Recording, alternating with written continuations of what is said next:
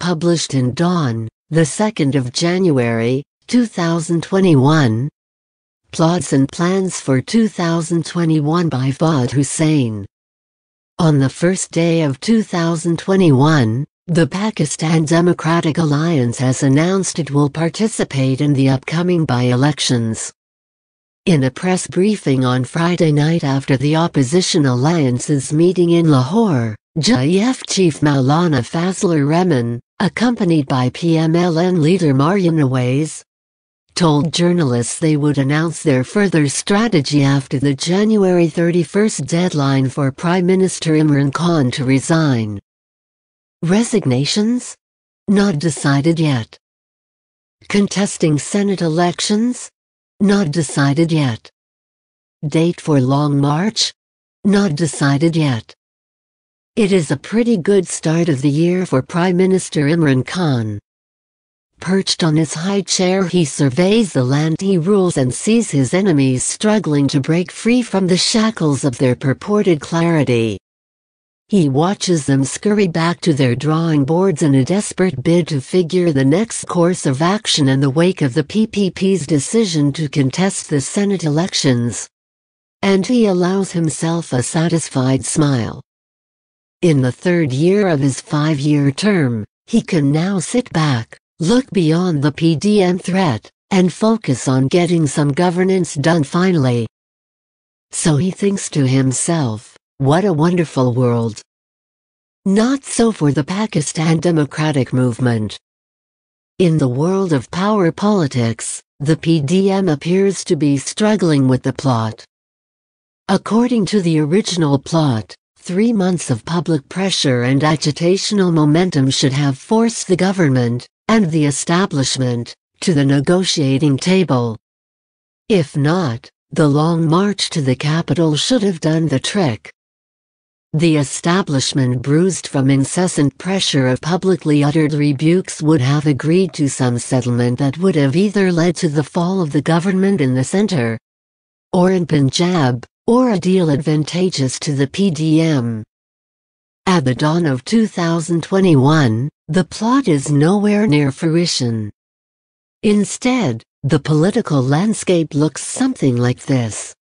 The PDM will shelve its policy of boycotting polls, participate in the by-elections as well as the Senate elections, keep the resignations card on hold, and let the events take their natural course till at least March.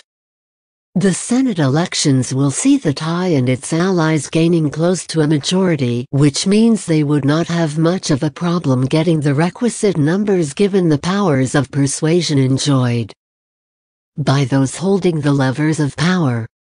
The PDM would have to console itself with not having given a walkover to the ruling coalition. The PDM may also show some bravado by putting up a joint candidate for the election of the Senate chairman. This would make for some interesting dynamics. The incumbent chairman Sadiq Santrani would first have to fend off an internal threat. The tie may decide that a 3-year term for a coalition partner is sufficient, and it is time to have someone from its own ranks elected as the chairman. This will throw up a number of candidates, many of whom are already weighing their prospects and trying to have the Prime Minister's ear. From the PDM side, the PPP may lay claim for its candidate who could be one of its senior senators in the House. The wheeling and dealing that will ensue may be the stuff that deals are made of. That done, what next? Here's where the PDM really needs a fresh plot. The PMLN and JEF may push for the resignations card post-Senate, given that they would have had their presence established in the upper house. This would amount to taking the January plan into April. It would also amount to banking on street power to ensure that the government does not trump them by holding by-elections and shutting them out of the national and provincial assemblies. For such a plan to succeed, the PPP would have to join in with the resignations. This would mean resigning from the Sindh Assembly, which would mean sacrificing its own government. A tall order? It certainly looks so at this point in time.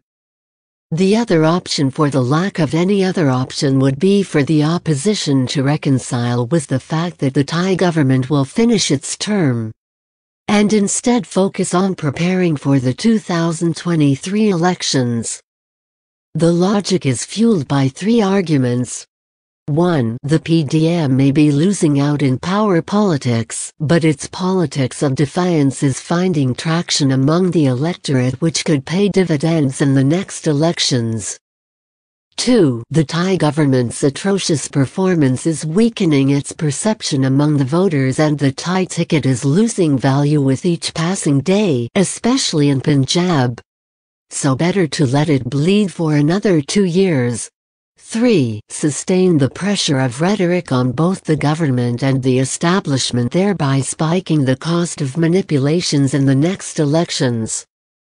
Both these options are based on certain assumptions which are a direct byproduct of the political acumen of the PDM decision-makers. A majority of these assumptions relate to the elephant in the room, the establishment. The debate is framed in terms of the type of impact the PDM aims to have on the establishment with its various policy options. Filtered down to the core, this debate has generated the following questions for the PDM. A. Is their targeting of the establishment weakening its hold on the system? B. Is the direct and personalized criticism of the establishment pushing it closer to the Thai? C. Should the aim be to pressure the establishment to step back from the arena, or to offer a better deal to the PDM? D. How to differentiate between the establishment's ability to influence politics versus its present policy of supporting the Thai?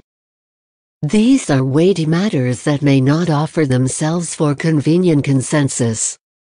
What complicates matters is that there is difference within the PDM on even their reading of the establishment's response since the alliance launched its campaign 3 months ago. Many knots remain untied. No wonder it is a good start of the year for Prime Minister Imran Khan.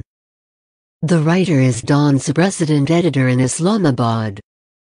Published in Dawn, January 2, 2021. Subscribe my channel Dawn Vocabulary with Urdu Meaning.